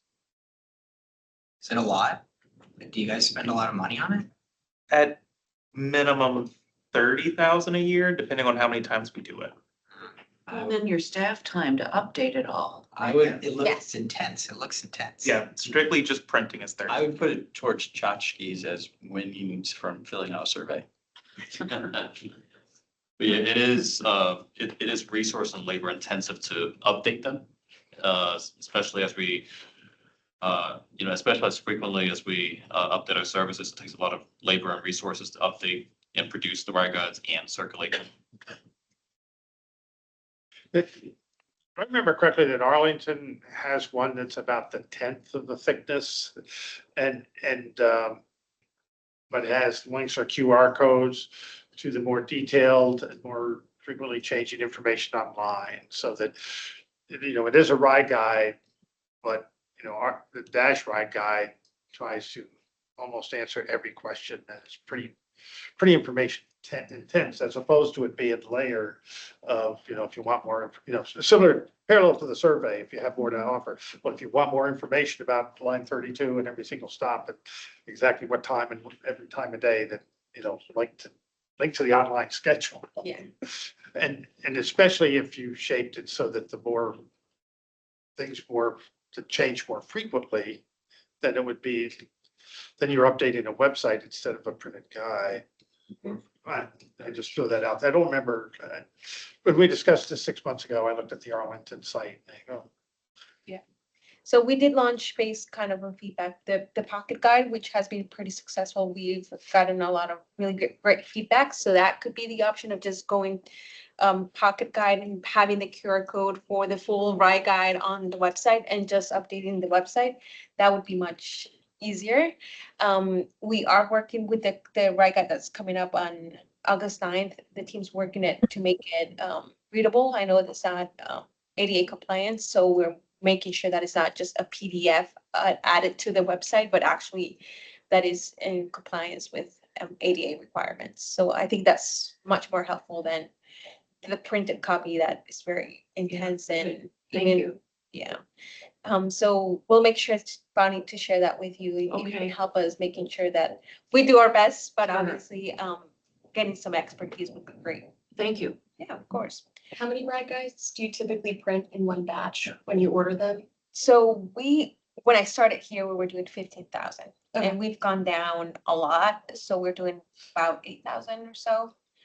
Just to reduce the cost and we Yeah. see that there was a lot left over. So since we're not kind of moving to three bit picks, so it's gonna be much less because we're just gonna keep just updating the new ones. I still think there's a benefit to having a physical ride guide. I also think about accessibility. Some people may not have smartphones in order to be able to access online materials, but it makes sense to reduce it if you're seeing that not that many Yeah. people are picking it up and then you have leftovers by the time you have to update the guide. Exactly. So thank you, everyone. We'll continue to doing more questions like this as the team works on kind of reviewing our materials and comms channels. But anytime you have any sort of feedback, something that you see the rate your ride detail, make sure that you fill it out. And if you have comments, you have our email. So feel free to let us know anything that you see out there. Are you planning to bring the ride guide back for DAC review? So the August 9, obviously that one is already done. The next one's gonna be November 1st, I think. That's the one that we're currently working on. So we'll see how many changes we're gonna implement to see if there's a need. If we don't do too many changes, if it's just timetables then. But we'll definitely get back. Can And I ask a question about the 2007 priorities? yes. Yeah, of course. Or a 50,000-foot level question. The discussion's been very good. It's been on collecting rider feedback and what are the rider tools that would be most useful. And we're rider committee, so that makes sense. But I also think in terms of the marketing as how can Dash reach people who are not riding the bus to make them more aware of the bus getting them, being an option for them to get to where they need to go. And so is there a sliver of your efforts that's aimed at the non-riding? Yeah, portion like of Alexandria? yeah, like promoting it Yeah. for new riders. Yeah. Yeah, that's something that I think also with that knowledge from the riders, like how do you even get into riding Dash? Like what kind of information is useful for you? Yeah. I think It- helps us kind of see what the new And- riders could also. We got a real world example of it. Yeah, I mean, if people have ideas today, great, but maybe we could tee that up as a topic for next time. But go ahead. No, my daughter, great example. So I've told her a million times, you know, please ride the bus. Well, number two daughter. And she didn't, you know, dad maybe didn't take that advice. But her friend, you know, has dragged her onto the bus for the last 4 or 5 weeks. Now she's hooked. So bring a friend, I'll throw that out there. Because they walk you through it, right? That there's some nervousness of how to use it or, fear of failure of getting off at the wrong place or on at the wrong place, that happens. But, man, bring a friend. I think that's a simple, great fix. So, even though I told her about it a long time ago. I don't know if this has already been like done before, but sometimes when I'm going to Old Town, I like drive in and then like driving around looking for parking. I'm like forgot that I could just take the bus here and it would be like easier. But when I park, I feel like it'd be nice if like on those meters there were like a sign for like dashing, like you can usually get the dash here and like it usually take like 10 minutes or like 15 minutes anywhere from the city. I think it'd be like a good reminder for people because like parking is like the most irritating part of driving. So if they see it over and over and over again, they might be like, you know what, I'm gonna try it this time. I think that's something that we have been doing a lot, kind of like with the city. That's why we're attend so many events. We make sure that we have shuttles just to show people like maybe you hadn't used Dash before, but you're going to this specific event, like this could be an alternative, and then you get into Dash and just start using it. So that's why we've gone to a lot of community events, making sure that we're there, letting people know we have our ride guide, we kind of explain the pocket guide, and also just shuttle service that we're able to do. But yeah, we can definitely work more with the tests and see if they can help support and see anything that they can do in terms of signage on parking spaces or just around Old Town or other places. That'd be great. But yeah. We develop a new sticker and just stick all of the, You could have taken Dash. take it, could have dashed. Give me stack, I'll throw them out. Like to Jacob's point, Metro or WMATA like actually does some pretty, I wouldn't say aggressive, but very targeted advertising around sports game, or like sports events in DC, where the entire focus of the ad, and this is, it's related to community engagement and the way that Dash shows up at like literally every Alexandria event, but it's not exactly the same because it's like negative. I don't know. It's I don't know how to say this. There's already a negative connotation going on. Like when you are going to pay for parking, you are then reminded that you never had to go and pay for parking because you could have just taken the bus. In the same way, that's how those WMATA ads function. They are directed towards car commuters. I mean, you're over the highway while you're driving to Navy Yard or whatever. You're like, hey man, I don't know why you did this. You could have just, you could have just got on the green line. I think there's a lot of value in that, or maybe, there's potential value in that. I like that idea. I feel like as we develop more partnerships, that's something that we can make sure that that message gets across whenever we know Put it on there's the back of the parking tickets. event. Could have avoided this. You know the bus was free. We conspire with APD, just like, hey, smack a sticker on it and then. I think it sends a beautiful message. I think James had a chat. Let's see, yes. So I think the populations without smartphones might visit religious sites, libraries, and post offices more frequently than other people. Maybe you can print less guides and plant them at spots like these. Also, could be cool to have a buddy program set up to help elderly people navigate the system. DAC labor equals free ride guide printing. So, I am on board. I like it. So we do attend the, what is it? Not the senior dash, what's it called? I can't remember. Like that we presented a senior community group. I haven't since joining, but one thing that we do that is geared to new residents and folks that are a little bit older, first-time riders, or any of those different populations. We are trying to expand the program, but currently we hold it about once a quarter or a couple times a year at the Kate Waller Barrett Library off of Queen. We've gone there and attendance has increased from like 5 to now it's been a couple handfuls of people joining, learning a little bit more about Dash. We go over the brief overview and then we go through a process of like how to do it on the website. And then we give test examples of like, all right, where are you trying to go? How do you get there? And we show them how to use Dash Tracker as well as a few other tools as well. And then we also give a shout out to the DAC helping us do this and also just like, hey, why? Senior Academy is what I was thinking. Yeah. about. Yeah. So we do that. We do present at those academies. But yeah, obviously we'll look for more opportunities, and we do distribute the ride guides at libraries, rec centers, apartment buildings, different locations. So yeah, we'll continue doing that. Okay, so that was. Appreciate you guys. I frequent the Kate Waller Library, and I'm typically the youngest person, so I really appreciate you guys. You guys got the site right on that one. Perfect, thank you.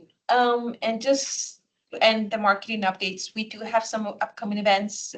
This next months are not as busy as the summer months. So Tuesday, August 4th, we have a Carlisle Commuter Fair and National Night Out. As Caleb and Jim mentioned, Thursday, August 13th, we have that Alex Youth Leadership Conference. Wednesday, August 19th, we have a Virginia Tech Transit Fair. So that was also, hopefully we'll get some new riders. That's a great place to talk about Dash to people that have not used it. And then Sunday, October 18th, we have our Dash Rodeo that we will be looking again to get some volunteers or anyone that wants to help out with the event. That's always. Be a judge. That's always, yeah, it's a great event. And this one is gonna be like this year, we're combining our ridership celebration, which was 6.9 million, right? Yep, 92. And our 5 years fare-free anniversary. So it's gonna be a big rodeo. Like, have you guys ever considered putting signage about how many people ride the Dash in the city?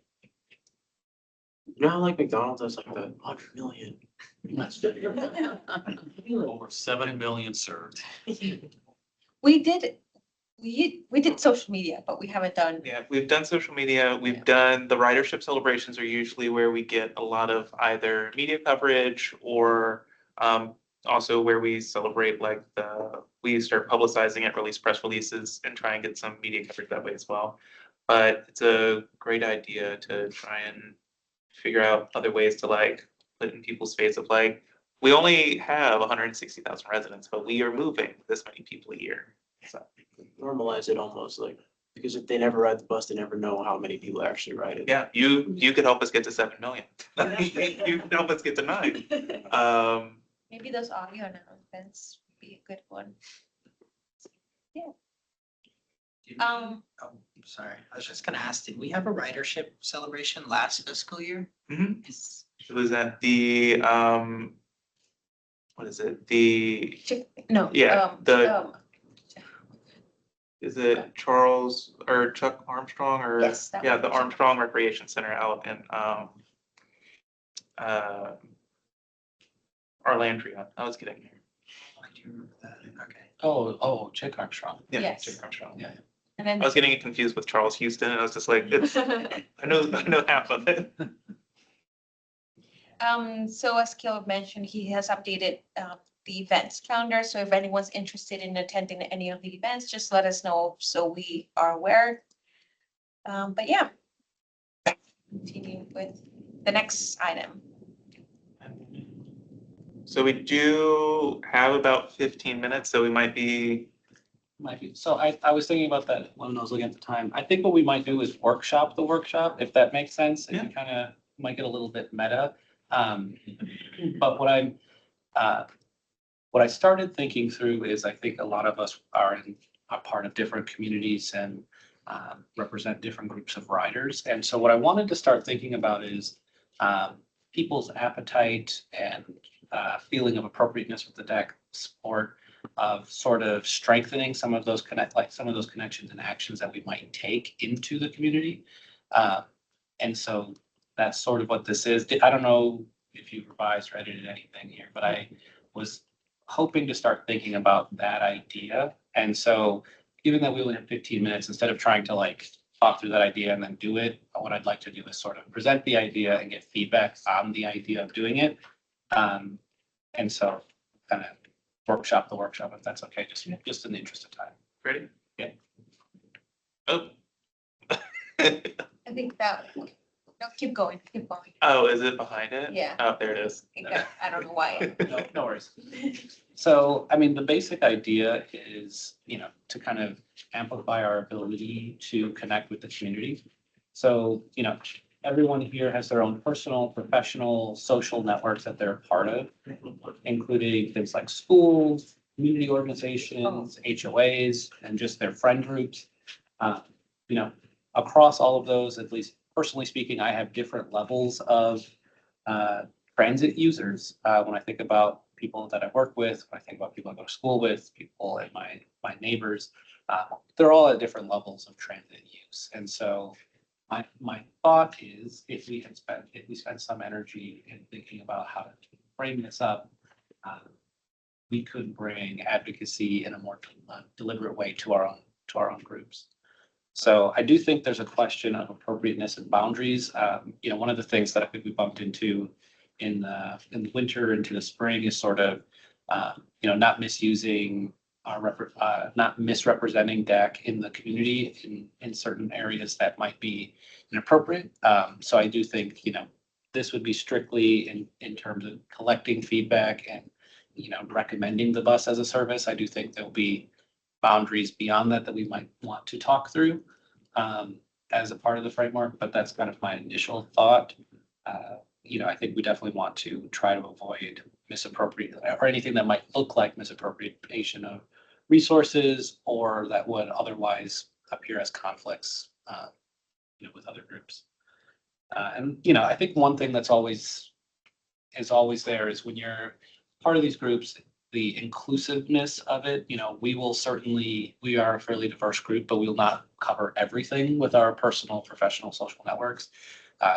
So one of the things that I wanted to just put out there is that, if there are groups that we think are actively identified as groups that we're just completely missing, we might try to think about how we fill that gap.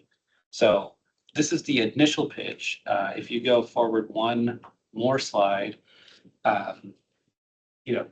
these are the general actions that I think we would take in these social network, like in these networks that we would take. So sharing and informing, so especially when we have things like official messaging, official events, official surveys, other types of things that are already public things. I think that's a great way to get connected and share that. And then in the other direction, listening and gathering. And so that's what we come together each quarter to do is what have we heard? What are others thinking? What are our peers doing? And reflecting that in this meeting. And then as much as possible, there's both a give and take there. That connection is what I think is kind of the ultimate value. It's like having these well-worn paths that give and take can exist. And so that's the overall idea of it. I think like the engagement framework that I have in mind. And so last slide, I won't try to show this to death, but one last slide. The things that I want to, when I was thinking we were going to run the workshop here, that we might have 20 more minutes to do, what I wanted to start with was kind of getting everyone's comfort level with this, start thinking about, assuming that people think it's a good idea, start thinking about what kind of support would we need to make this possible. And then, maybe drawing a few clear boundary lines of like, this is where, the DAX engagement framework would end, and it would be strictly personal, choices as to do as an individual instead of at behalf of DAC. And then, in terms of what I thought we might do to action it, start talking about the different networks we have, different groups that we might be involved with. Potentially identify some roles that folks would opt into. And then, this could be rolled into ultimately, I think, one of the subcommittees or remain a broader DAC activity. So we would have to just think about how we would report back. But without doing the work of this, I just am interested in people's response or feedback on the overall idea as a pitch. So any reactions? Jim? I have questions. Yeah, please. As you thought about this, similar to my question earlier about surveys, Are you thinking that this is engaging other riders, or are you thinking this is engaging people who don't currently ride? In other words, which audience or both? So I had thought both, but I had not put a lot of effort into thinking about how that might be different. And the reason I ask that question is just, we all have our individual perspectives to the extent, we individually do this, bring our own thing to it, but it would be useful to have a core set of, these are important resources to share with riders. These are important resources to share with non-riders. And on the collection of information, a little bit of standardization, because, what are we going to do with the information we collect, right? It's got to be actionable. And to be actionable, it has to tend to be focused. Well, I engaged, 13 people, and 10 of them agreed that this was the biggest issue. And so again, having some common core for both the information aimed at both audiences and the common core of survey questions, if you will, for both information, it's just something that we might need to work on subcommittees. That's great. One issue. And then the other, I will tell you, I'll try and keep the story short. I have a good friend here in the city, was injured in a crash. And over the years, he's been able, with help from interns and with grants, to develop an app.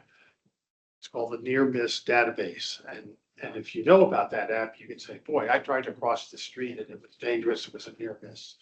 And I applaud him. He's a good friend. And I applaud the effort. It's useful effort. But its limit is for the people who know about it, which tend to be a certain subset of the population. And there's certain subsets that don't even know about it. So when we do the network mapping piece that you have here on the upper right part of this slide, we need to think about, when we collect this feedback or when we do this outreach, are our collective networks missing an important segment, some demographic? Because otherwise we're sort of doing them a disservice by overemphasizing the voices we can reach and not connecting the voices we can't reach. So that's the other sort of question that I think we'll need to think about. Yeah, I mean, I think on the first, on the first piece, I did in the earlier slides, and it is listed here. It gives this idea of a toolkit in the support needed, and I think that is a package or a collection of materials that will be both digital and written that we can use. But I think one of the things that I had not really thought about that deeply in terms of these toolkits is how they might be tailored to the audience. And I think that's a very, very important element. And then, obviously the ability to really be aware of the audiences that. Yeah, and I think about your very earlier comment today about line 35, right? That line has, almost twice as much ridership as any other line in the city. And I think you just told us that we're not going to have representation on that line or from that line. And so that's community. We'll have to think about that. Any other feedback, reactions, comments? I like it. We're all part of different communities and we need to be proactive as committee members to do our own outreach to find first-time riders, but also the riders that are already there, have those open conversations with them. What's positive? What are the pain points? And I agree, as we start to workshop this and discover where all of our different, communities are, we're also finding what we're lacking and what we need to maybe do a little bit extra work to make sure that we're not missing out on certain areas of Alexandria. But I like it. I think it's a great idea. I mean, I think one of the things that you raise, at least I heard in the early part of your comment, is that we also should set an objective for what this is doing. Like if we have no goal, we'll not know if we achieve the outcome. So I do think that is a really important piece. You had listed a few outcomes that we might be after, like increasing, like getting more first-time riders is one of the first things you said.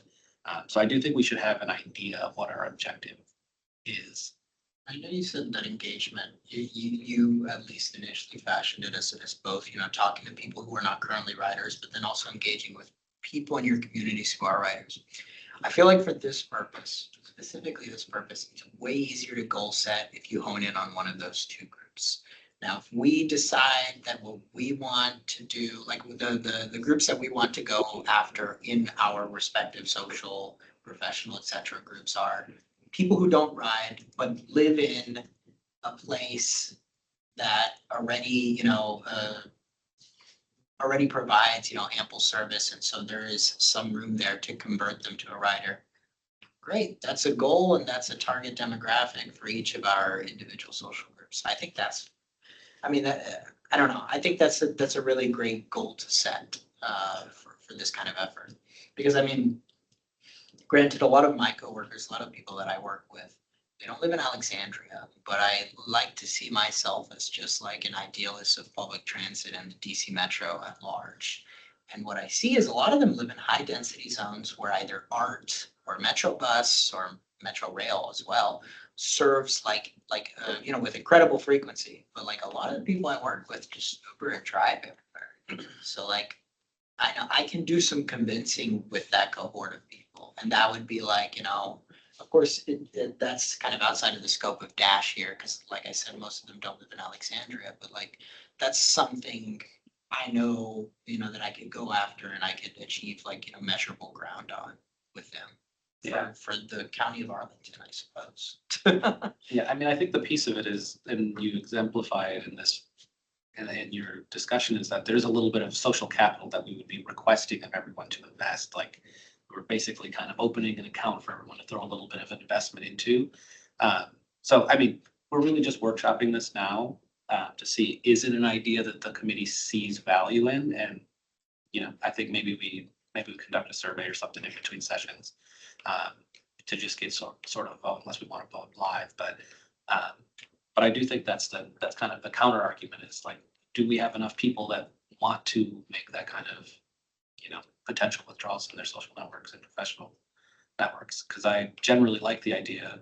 There are certain elements where I would be much more cautious about it than in others. Like they were talking about like Virginia Tech, like I'm in a master's there. I would tell all of them at the Virginia Tech campus in Alexandria, like you guys should be taking the bus. Everybody drives except for one person, and she lives in Arlington and catches the Metro bus. So anyway, any other feedback or comments? Just about at time. Maybe I'll just send out a 1-question survey, see what people think. If we like it, we'll read to the next thing. Yeah, thank you. Yeah, is there any other orders of business that we want to cover? Not from our side. I don't know if anyone has anything else they want to share or ask. No question. The VT Transit Fair thing, it was one of the events there. I imagine that's at VT. Yes, Potomac Garrett. Yeah. Yeah, we'll be there all day from 9 a.m. to 5 p.m. So stop by. I'll just stop by. That's like right in my neighborhood. I guess another thing is that commuter night, whatever it is. So I think that's when they're getting, yeah. like Okay. new students or returning students are getting their transportation information. So So I'm shifting Carlisle one. Oh, then Oh. National Night. First night out. Is National Night Out, is National. that the big event or is it the commuter night? What is it? So they host the commuter night on National Night Out, so they technically combine both of the events. Okay. But basically it's their National Night Out thing that they do. It just so happens to be a commuter fair. Okay, gotcha. Yeah, sounds good. I just, again, emphasize for all deck members, as well staff, the city has put an extra, I think, $1 million plus money into increasing line 32 frequency from 60 minutes to 30 minutes. That's a big investment in the grand scheme of things. I hope it's accompanied by, our personal outreach. Every time I see something on the social media from Dash, I amplify it and share it, because I think getting the word out, and I don't know if you're specifically targeting the riders on 32 to let them know that that change is coming, so that you are. So I just, hoping that's, really a successful investment. Yeah, that will go in effect August 9th, and the planning team has put up signage on that line. People are aware of that. And we've done social media, we'll do more social media. And the transit center and the Van Dorn, the major points, transit center, Van Dorn Metro, I guess Eisenhower, and it goes to King Street Metro. So Yes. hopefully this, Yeah, we'll have the new ride guide as well, has been distributed at different locations. that's a big deal. I mean, I know there are other changes coming, but that's a big deal. Thanks. Yeah. Thank you, everyone. Thank you. Thank you. Yeah, go ahead. I was just gonna ask, I always wonder about the engagement of tourists. Like, I always think that the numbers for tourists that come here is very high, but we don't have any way of knowing how many of them are riding. So I always think like it would be nice, like if you look across all the different hospitality options to be pushing the dash more through those. So I'm not sure exactly what that looks like, visitor centers, hotels, other Yeah. things. So we work closely with Visit Alexandria. They have a ride guide, and they have information about Dash on their website. I don't know about hotels. No, but I know a lot of their members are within the hospitality industry as far as like promoting their services and stuff like that and staying in Alexandria. So that definitely could be an avenue to see if they'll open to exploring more different collaborations and stuff like that. Yeah, I mean, if you stay in Old Town, it's like kind of a, public transit paradise down there. So it's like, sure. I imagine that's where a lot of people would stay. Okay, well, thank you, everyone. I Thank think you. our next meeting is October 30th, I so think. just Halloween. You guys can Yeah, bring the it'll be costume. right after the rodeo, right before Halloween. It'll be the perfect time. All right, thanks, everyone. Thank you, everyone. Thank you. You said October 30th? Yes. Okay.